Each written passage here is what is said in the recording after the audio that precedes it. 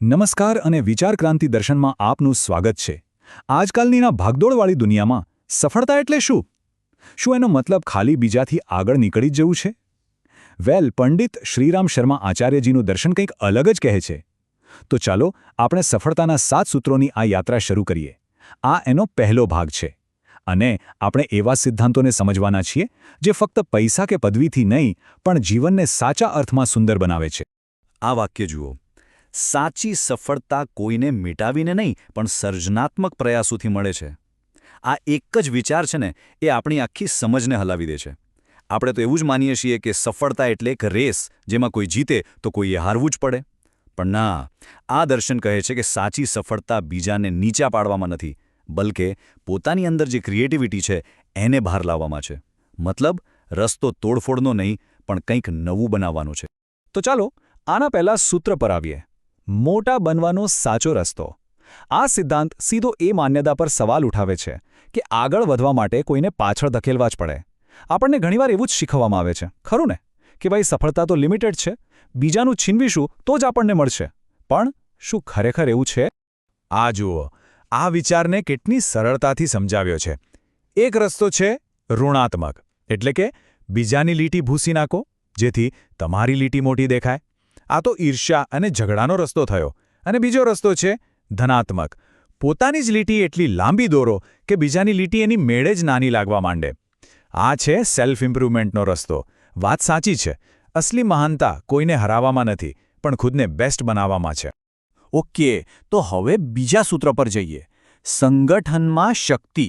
જુઓ, આપણે એકલા તો ઘણું કરી શકીએ, એ સાચું, પણ જ્યારે આપણે બીજાઓ સાથે જોડાઈએ છીએ ત્યારે શું થાય છે? આ સહયોગ આપણને ક્યાં લઈ જઈ શકે છે?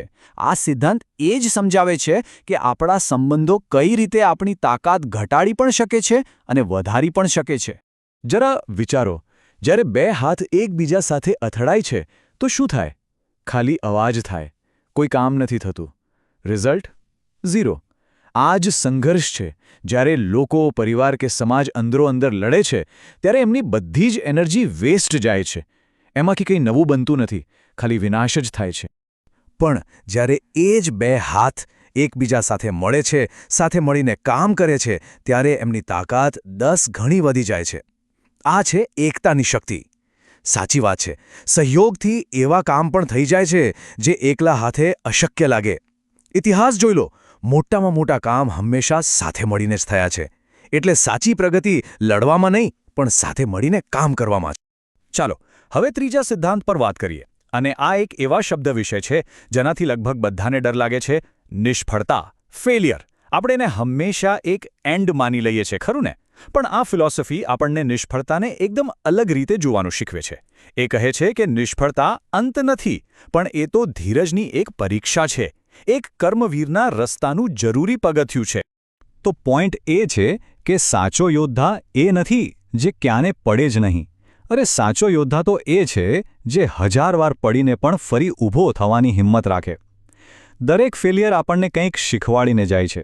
આપણને વધારે મેચ્યોર, વધારે મજબૂત બનાવે છે.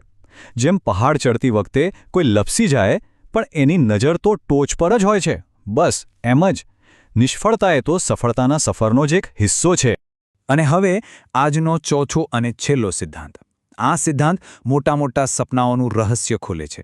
કોઈ પણ મોટું લક્ષ્ય પૂરું કરવા માટે 2 વસ્તુઓ તો જોઈએ જ: પુરુષાર્થ અને ધીરજ, એટલે કે મહેનત અને પેશન્સ. આ 2 પાંખો વગર સફળતાના આકાશમાં ઉડવું લગભગ અશક્ય છે. ચાલો જોઈએ આ બંને સાથે મળીને કેવી રીતે કામ કરે છે. આ કેરીના બીજનું ઉદાહરણ બધું જ સમજાવી દેશે. જુઓ, પહેલું સ્ટેપ છે પુરુષાર્થ, એટલે કે બીજ વાવવું, કામ શરૂ કરવું. પછી આવે નિરંતર પ્રયાસ, મતલબ કે રોજ એને પાણી પાવવું, ખાતર આપવું. અને ત્રીજું અને સૌથી અઘરું સ્ટેપ, ધીરજ. ફળ આવવાની રાહ જોવી પડે. કોઈ એવું વિચારી શકે કે આજે બીજ વાવું અને કાલે કેરી ખાવા મળે? ના ને. બસ મોટા લક્ષ્યોનું પણ એવું જ છે. એને સમય, સતત મહેનત અને ધીરજ, આ ત્રણેયની જરૂર પડે છે. તો ચાલો ફટાફટ આજના 4 સૂત્રોને યાદ કરી લઈએ. પહેલું, તોડફોડ પર નહીં, સર્જન પર ફોકસ કરો. બીજું, બીજાને નાના કરવાને બદલે ખુદને મોટા બનાવો. ત્રીજું, સાથે મળીને કામ કરવાથી તાકાત વધે છે. અને ચોથું, નિષ્ફળતા એ વિકાસ માટેનું એક ટૂલ છે અને મોટા લક્ષ્ય માટે મહેનત અને ધીરજ બંને જરૂરી છે. હવે આ બધા વિચારો ખાલી સાંભળવા માટે નથી પણ જીવનમાં ઉતારવા માટે છે. તો જરા 1 મિનિટ માટે વિચારીએ કે આ 4માંથી કયો એક સિદ્ધાંત છે જેને આપણે આજથી જ અપનાવવાની કોશિશ કરી શકીએ. શું આપણે પોતાની લીટી મોટી દોરવા પર ફોકસ કરીશું કે પછી કોઈની સાથે મળીને કામ કરીશું? નિષ્ફળતાથી ડરવાનું બંધ કરીશું કે પછી થોડી વધુ ધીરજ રાખીશું? એક વાત યાદ રાખવા જેવી છે. સફળતા કોઈ ડેસ્ટિનેશન નથી, એ તો એક સફર છે. સર્જન અને સહયોગના રસ્તા પર ચાલવાની યાત્રા. સફળતાના 7 સૂત્રના બીજા ભાગમાં આપણે વધુ ગહેન વાતો કરીશું. તો આવા વિચારો સાથે જોડાયેલા રહેવા માટે વિચાર ક્રાંતિ દર્શન સાથે બન્યા રહો. ખૂબ ખૂબ આભાર.